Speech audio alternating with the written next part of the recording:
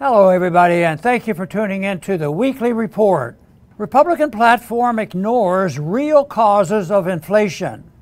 The 2024 Republican platform promises that if Donald Trump returns to the White House and Republicans gain complete control of Congress, they will reduce inflation. The platform contains some proposals such as reducing regulations and extending the 2017 tax reductions that may help lower prices in some sectors and spur economic growth.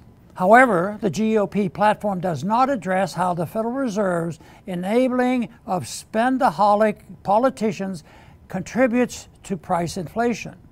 Other than an obligatory promise to cut wasteful spending and a pledge to eliminate the Department of Education, the Republican platform is largely silent on proposals to reduce federal spending.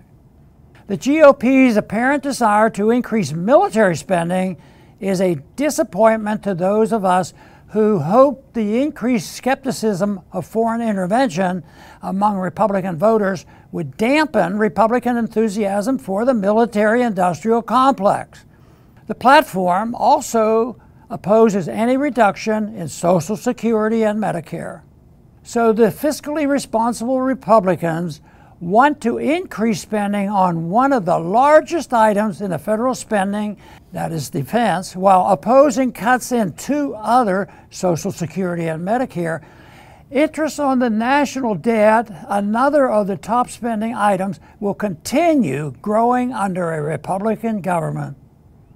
The only way Republicans may look like champions of small government is by comparisons with the Democrats.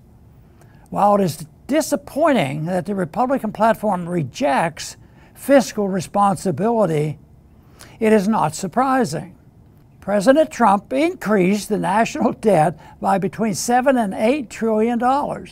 While spending did explode with the COVID lockdowns, the debt increased by trillions between Trump's inauguration and the COVID-inspired spending spree.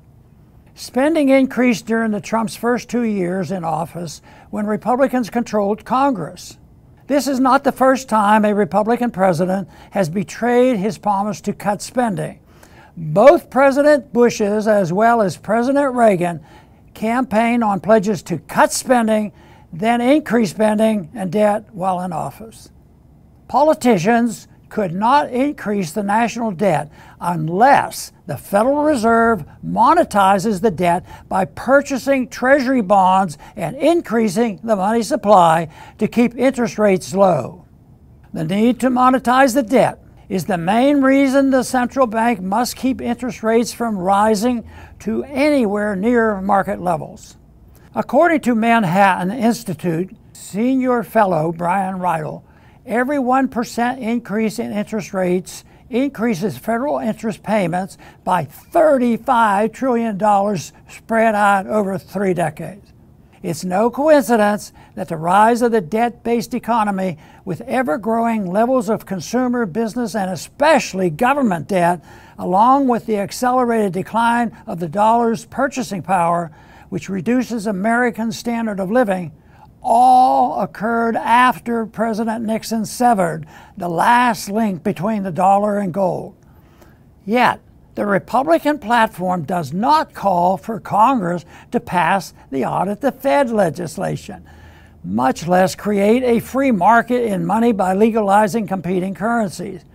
Of course, the platform does not endorse ending the Fed's ability to monetize federal debt by forbidding the Fed to purchase federal debt instruments. It remains up to those of us who know the truth to keep spreading the message that the real key to making America great again is to make money real again by auditing and ending the Fed. Thanks for listening.